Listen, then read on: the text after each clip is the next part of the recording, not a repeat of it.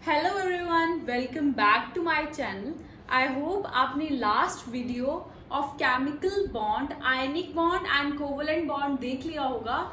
नहीं तो आप डिस्क्रिप्शन बॉक्स या आई बटन में जाके देख लो। ओके, सो आज हम इस लेक्चर में अकरेंस ऑफ मेटल और उनकी एक्सट्रैक्शंस के बारे में डिस्कस करेंगे। Okay, and this is one of the favourite topic of CBSE, so आप ध्यान से सुनना इसे। And if you are new to channel, please like, share and subscribe. Okay, now let's go to topic occurrence of metal. देखो, earth crust में बहुत सारा metal present है, ठीक है। और वो जो मेटल है that is not present in the pure forms, वो प्योर फॉर्म में प्रेजेंट नहीं है, वो किसी कंबाइंड स्टेट में प्रेजेंट है, ठीक है। अगर हमने उसको प्रॉफिटेबली यूज करना है तो उसे उस कंबाइंड स्टेट से सेपरेट करना होगा और एक प्योर मेटल हमें एक्सट्रैक्ट करना होगा ताकि हम उसका यूज ले सकें। ओके, उसके लिए हम पहले पढ़ेंगे कि डिफरेंट मेटल्स की अकरेंस क्या है, कौन से कंबाइंड स्टेट में वो एग्जिस्ट करते हैं। ओके, सो उससे पहले हम रिएक्टिविटी सीरीज डिस्कस करते हैं।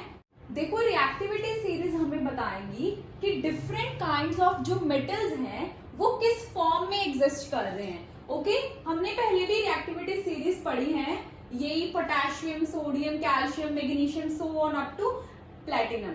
देखो, व्हाट इज रिएक्टिविटी सीरीज और एक्टिविटी सीरीज?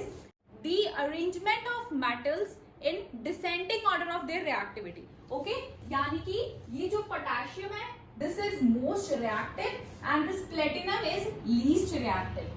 देखो, ये पोटेशियम और सोडियम और कैल्शियम, इनके बीच में भी बहुत सारे मेटल्स आते हैं, लेकिन हमने इंपॉर्टेंट मेटल्स यहाँ पे मेंशन करे हैं जो आपको रिक्वायर्ड है। ओके, सो देखो, हमने इसको पहले तो 3 कैटेगरीज में डिस्ट्रीब्यूट करा है। पहली कैटेगरी में है potassium, sodium, calcium, magnesium and aluminium, ठीक है। These are most reactive metals in this series, ठीक है। इसको हमने एक कैटेगरी फर्स्ट कैटेगरी दे दी, ठीक है। ओके, इनमें क्या है कि ये इतने ज्यादा रिएक्टिव हैं कि ये हमेशा कंबाइंड स्टेट में ही मिलते हैं, always found in their combined states. Okay, और उनकी कंबाइंड स्टेट क्या है?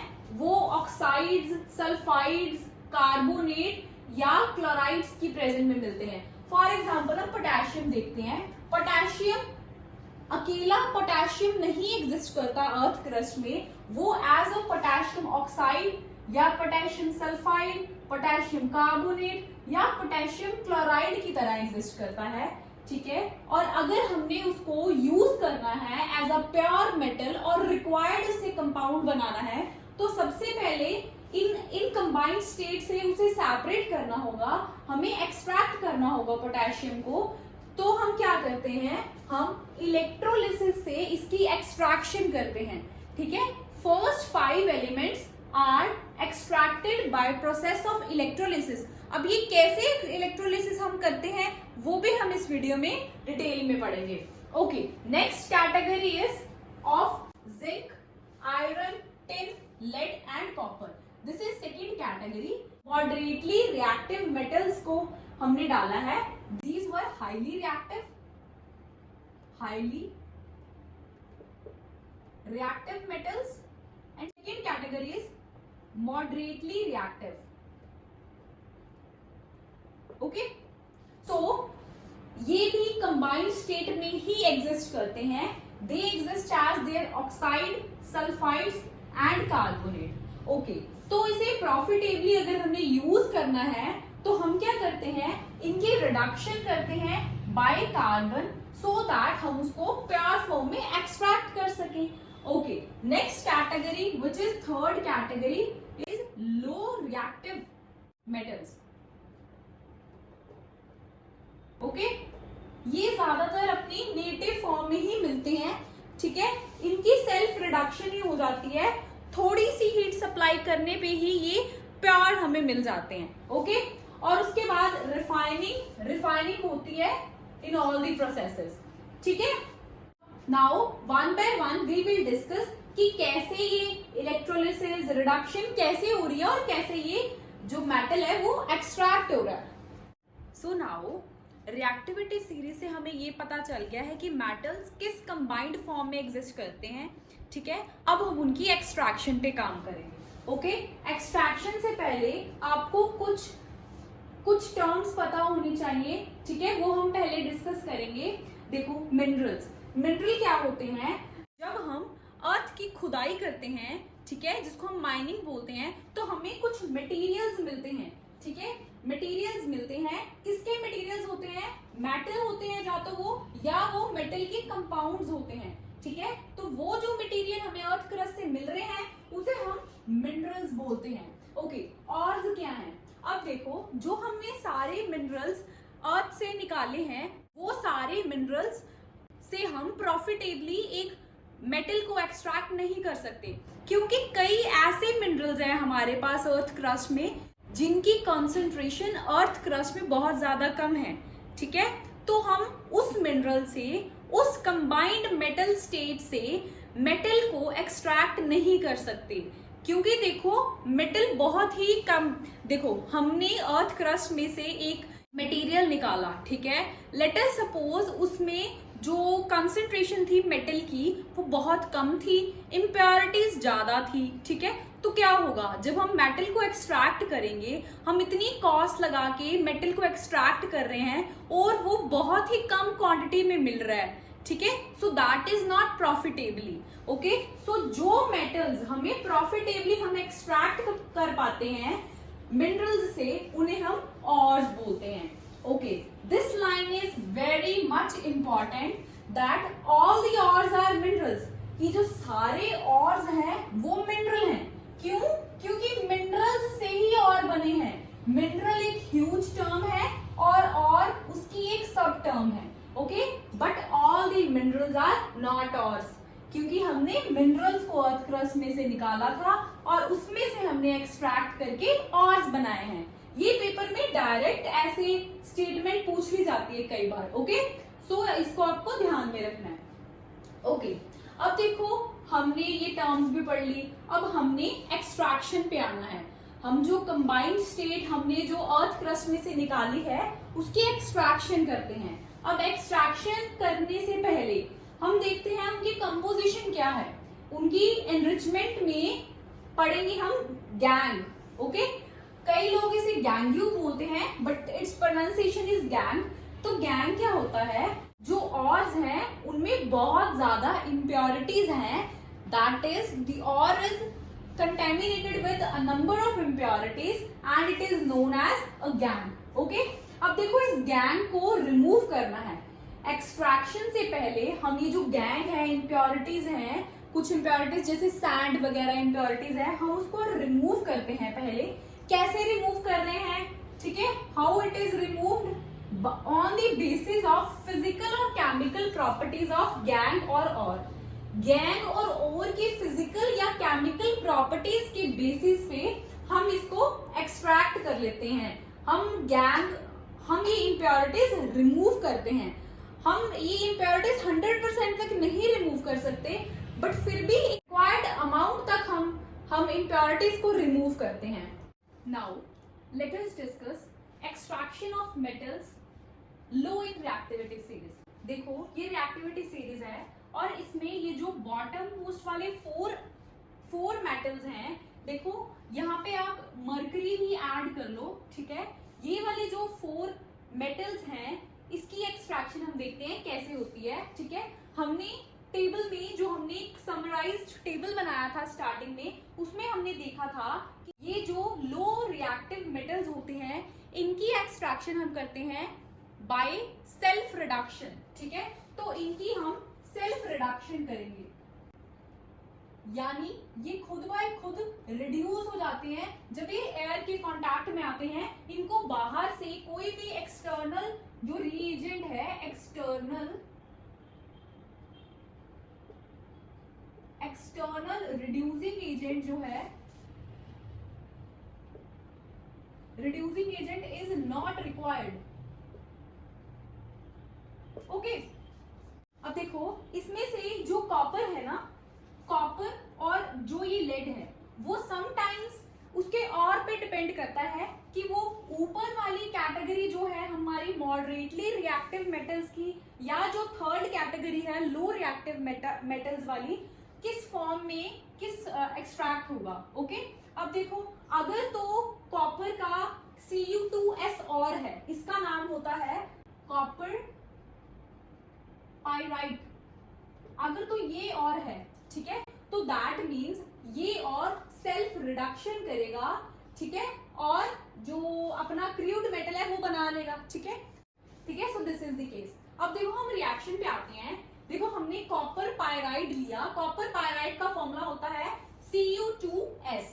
ओके, उसको हमने एयर में रख दिया, ठीक है, एयर में जो ऑक्सीजन थी वो उसके साथ रिएक्ट करा और हमने थोड़ी सी हीट प्रोवाइड की। ये डेल्टा सिंबल जो है, this is delta symbol, this symbolizes for heat. Okay, उसको हमने थोड़ी सी हीट प्रोवाइड करी और वो अपने ऑक्साइड और में चेंज हो गया और उसने SO2 गैस रिलीज करी। अब देखो हमने यहाँ पे दो रिएक्शंस करी हैं, ठीक है, कॉपर सल्फेट को कॉपर में चेंज करने के लिए, कॉपर एक्सट्रैक्ट करने के लिए। द क्वेश्चन अराइजेस कि हमने कॉपर सल्फेट से डायरेक्ट कॉपर को क्यों नहीं एक्सट्रैक्ट किया।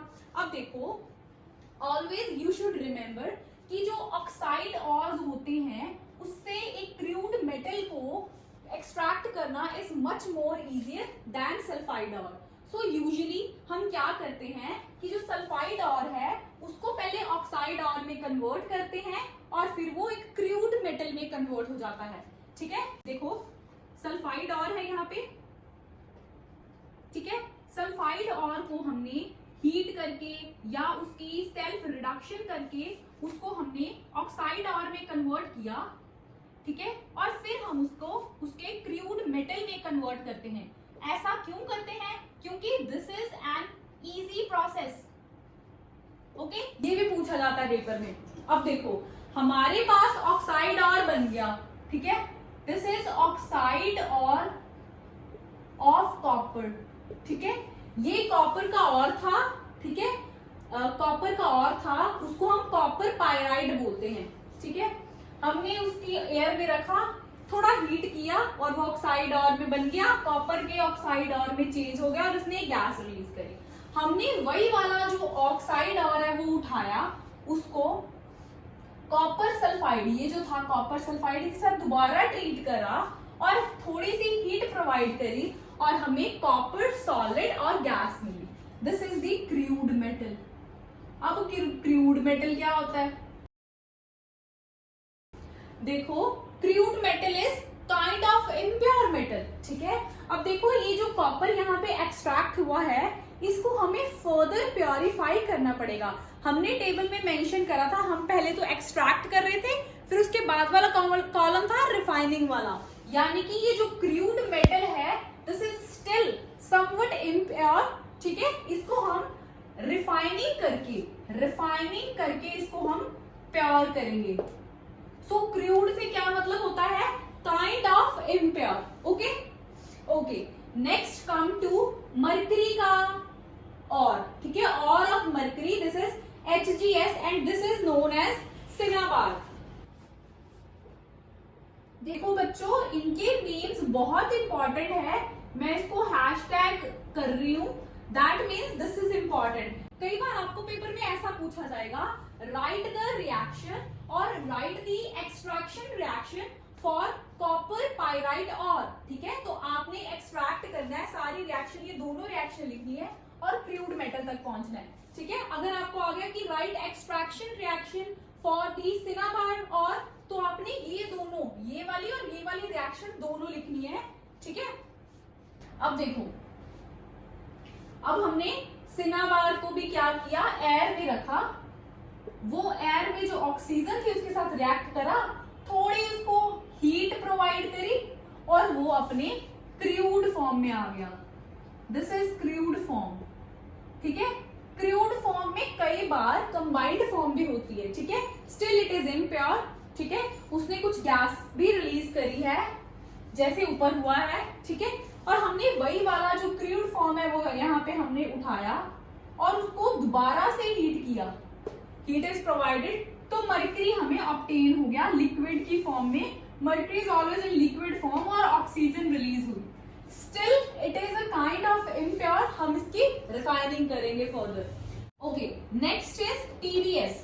ठीक है, TdS मैंने आपको बताया वो मॉडरेटली या लो दोनों में से किसी एक कैटेगरी में आ सकता है। ठीक है, हम कैसे डिसाइड करेंगे कि किस कैटेगरी से वो एक्सट्रैक्ट होगा, उसके और से।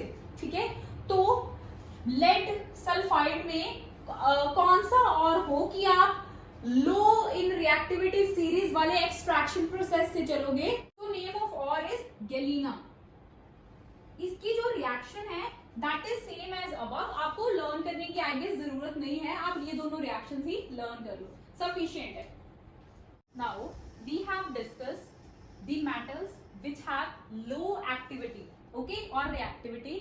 नाउ हम मॉडरेटली रिएक्टिव मेटल्स की बात करेंगे कि हाउ डू दे एक्सट्रैक्ट, कि वो कैसे एक्सट्रैक्ट होते हैं। ठीक है, इसके लिए हम 3 प्रोसेसेस पढ़ रहे हैं, रोस्टिंग, कैल्सिनेशन एंड स्मेल्टिंग।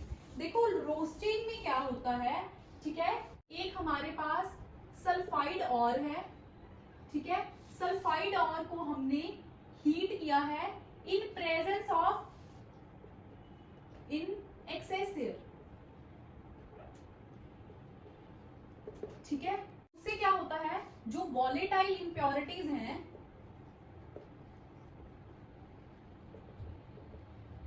वो रिमूव हो जाती है।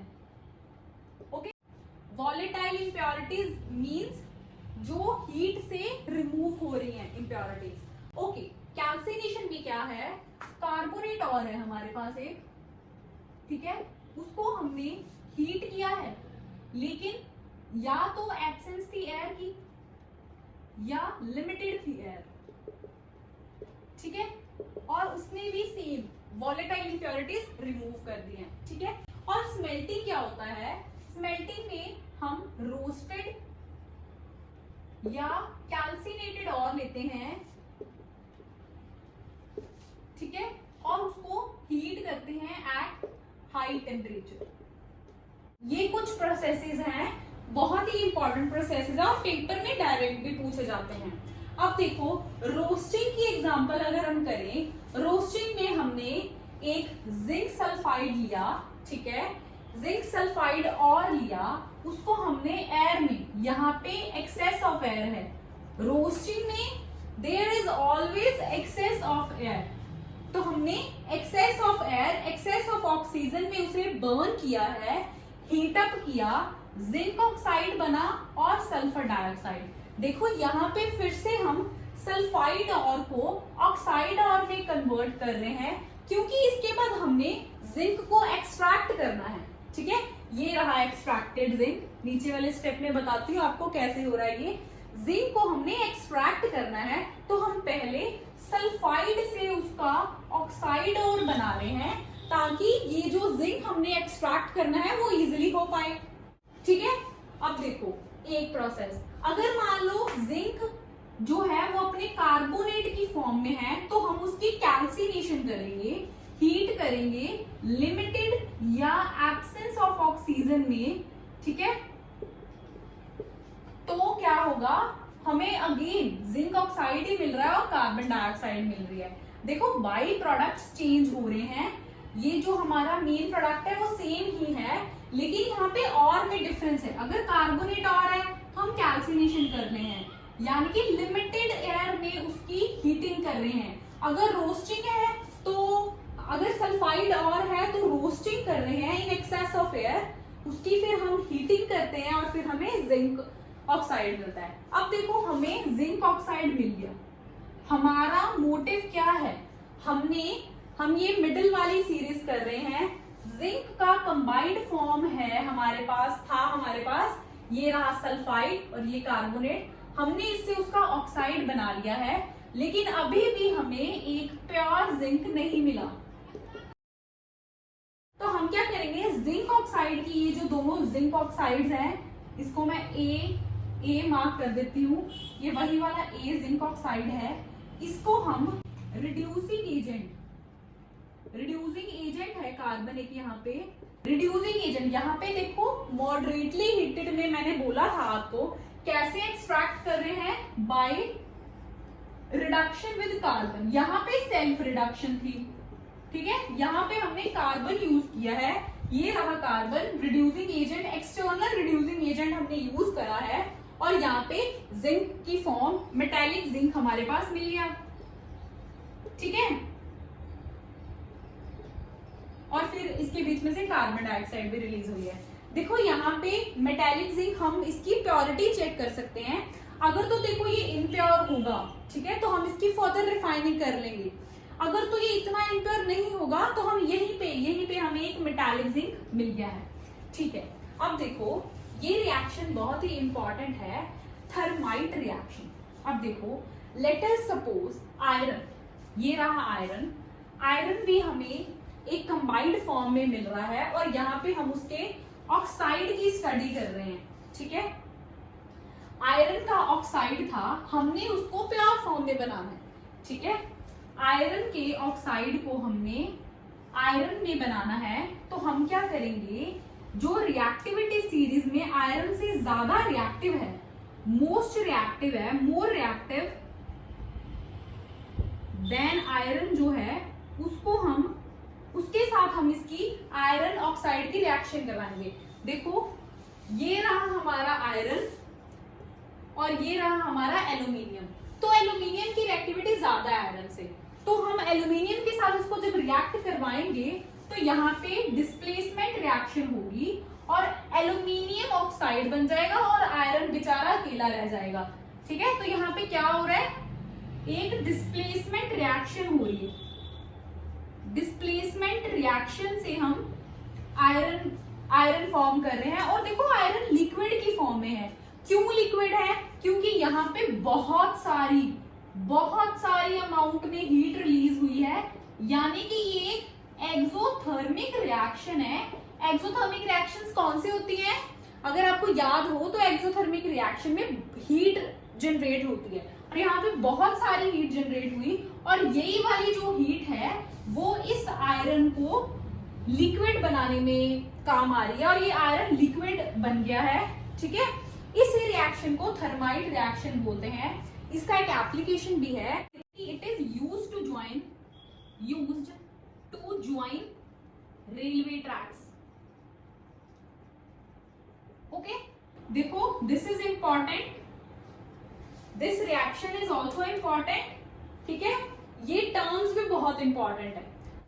Now let us come to extraction of metal high which are high in reactivity series, यानी कि ये वाले पार्ट की हम बात कर रहे हैं, potassium, sodium, calcium, magnesium and aluminium. अब देखो पहले जो सेकेंड और थर्ड वाली कैटेगरी हमने बनाई थी, मॉडरेट और लो वाली, उसमें क्या किया था, लो वाली कैटेगरी में हमने जस्ट हीट प्रोवाइड करी और हमारा जो क्रूड मेटल था वो एक्सट्रैक्ट हो गया, क्रूड मेटल इज एक्सट्रैक्टेड, ठीक है। और हमने मॉडरेटली वाले से रिडक्शन करी कार्बन से, और इसमें भी हमारे पास जो क्रूड मेटल है या मेटेलिक जिंक हमने करा था इसमें, वो हमारे पास extracted, that is extracted. But यहाँ पे ये दोनों मेथड ही काम नहीं आएंगे, क्योंकि जस्ट हीट करने से हमें इतने ज्यादा जो टॉप मोस्ट रिएक्टिव मेटल्स हैं वो हमें प्योर फॉर्म में नहीं मिलते हैं, ठीक है। देखो अगर हम रिडक्शन करते हैं उनकी कार्बन से, देखो मान लो एक हमारे पास K2O ऑक्साइड है, हमने उसकी कार्बन के साथ रिडक्शन करी, तो वो कभी भी कार्बन इसको रिप्लेस नहीं करेगी। जो टॉप मोस्ट एलिमेंट्स हैं इनकी जो एफिनिटी है, affinity to combine with oxygen is much more. हम रिडक्शन बाय कार्बन भी नहीं कर सकते, तो हाई इन रिएक्टिविटी सीरीज वाले जो मेटल है उनके लिए ये दोनों प्रोसेस हम नहीं कर रहे हैं। इसके लिए हम एक अलग एक मेथड हमने निकाला, दैट इज इलेक्ट्रॉनिक रिडक्शन। इसमें हम बेसिकली हम इलेक्ट्रोलिसिस करते हैं। इलेक्ट्रोलिसिस क्या होता है, इलेक्ट्रोलिसिस है इलेक्ट्रिसिटी से हम सेपरेट करना है। ठीक है, हमने देखो ये सेटअप लगाया, ठीक है, हमने इसमें इलेक्ट्रोलाइट डाला, मॉल्टन sodium chloride, मॉल्टन means melted sodium chloride, ठीक है, एनोड की रॉड डाली, कैथोड की रॉड डाली, anode is positively charge, cathode is negatively charge. और आपको ये याद रखना है कि ये जो एनोड होता है that is always placed in left and जो कैथोड है that is always placed in right. Okay, अभी के लिए यही याद रखो, ठीक है। अब देखो कैसे रिएक्शन हो रही है। जब हमने ये बैटरी ऑन करी, ठीक है, इस बैटरी को हमने ऑन करा तो क्या हमने देखा, जो कैथोड था, this is cathode negatively charge, उसमें ये मॉल्टन सोडियम क्लोराइड का जो Na पॉजिटिव है वो यहाँ पे आके ऐसे डिपॉजिट हो गया, यानी हमें यहाँ पे एक सोडियम मेटल मिल गया है। हमने यही एक्सट्रैक्ट करना था, ठीक है। और ये जो एनोड है उस पे हम क्लोरीन जो है Cl नेगेटिव थी, नेगेटिवली चार्ज इसकी तरफ अट्रैक्ट हुआ और यहाँ से जो क्लोरीन गैस है वो रिलीज हो गई है, ठीक है। सो बाय दिस वे हमने सोडियम मेटल को एक्सट्रैक्ट कर लिया है, ठीक है। अब हम उसकी देख लेंगे कितनी प्योरिटी है, नहीं तो हमारे पास रिफाइनिंग है, हम रिफाइनिंग पढ़ेंगे और जो भी हमने क्रूड मेटल्स एक्सट्रैक्ट करे हैं वो फिर हम रिफाइनिंग से फर्दर प्योरीफाई करेंगे। सो नाउ हमने एक्सट्रैक्शन के प्रोसेसेस पढ़ लिए हैं, 3 कैटेगरीज में हमने डिस्ट्रीब्यूट किया था जिनको, और हमारे पास क्रूड मेटल आया था that is still not that pure, है ना। सो हमने अब रिफाइनिंग करनी है, बेसिकली इलेक्ट्रोलिटिक रिफाइनिंग करनी है, ठीक है। इसमें हम एक बीकर लेंगे, उसमें हम एसिडिफाइड कॉपर सल्फेट डाल देंगे, ठीक है। और फिर हम एक साइड पे एनोड रखेंगे, एक साइड पे cathode. Anode is positively charge as I have drawn and cathode is negatively charge. फिर करंट पास करेंगे, ठीक है। और अब देखो अब क्या हो रहा है, पहले तो देखो ये मेटल्स जो थे यहाँ पे कॉपर, जिंक, निकल, सिल्वर, टिन, गोल्ड जो है यहाँ पे रिफाइन हो रहे हैं, दैट इज सारी कैटेगरीज के जो हमारे पास मेटल एक्सट्रैक्ट हुए हैं वो यहाँ पे रिफाइन होंगे। अब देखो पहले तो जो एनोड है वो हमने क्रूड मेटल जो हमने पिछले प्रोसेसेस से गेन करा था वो हम एनोड की rod as a anode rod इस इलेक्ट्रोलिटिक रिफाइनिंग में यूज करेंगे, ठीक है। और कैथोड पे हम एक प्योर स्ट्रिप लेंगे, ठीक है। अब देखो जब हमने इलेक्ट्रिसिटी सर्किट में से पास करी तो एनोड पे ऑक्सीडेशन होगी, हमेशा ऑक्सीडेशन होती है एनोड पे, एंड कैथोड पे रिडक्शन होगी। अब देखो जब हमारे पास कैथोड पे रिडक्शन होगी तो हमें मेटल जो मेटल था सॉल्यूशन में वो यहाँ आके डिपॉजिट हो जाएगा, मेटल इज पॉजिटिवली चार्ज तो नेगेटिव वाले रॉड पे डिपॉजिट हो जाएगा, और यहाँ से जो इम्प्योरिटीज थी वो रिलीज हो जाएंगी सॉल्यूशन में और वो सेटल डाउन हो जाएंगी, ठीक है, सेटल डाउन हो जाएंगी इम्प्योरिटीज। तो इस तरह से हमने कैथोड पे प्योर मेटल जो है, ठीक है, वो हमने एक्सट्रैक्ट कर लिया है, ठीक है, after the huge amount of struggle, है ना। सो देखो मैं थोड़ा समराइज कर देती हूँ, ये थे टॉप मोस्ट रिएक्टिव, ये थे मॉडरेटली रिएक्टिव और ये थे लो रिएक्टिव। हमने इनके कंबाइंड फॉर्म से इनको एक्सट्रैक्ट करना था, तो इसमें हमने इलेक्ट्रोलिटिक रिडक्शन मेथड यूज किया और हमारे पास एक क्रूड मेटल आया, है ना। इसमें हमने रिडक्शन करी कार्बन से और अगेन हमारे पास एक क्रूड मेटल आया था, इसमें हमने हीट करा था और हमारे पास क्रूड मेटल आया था, ठीक है।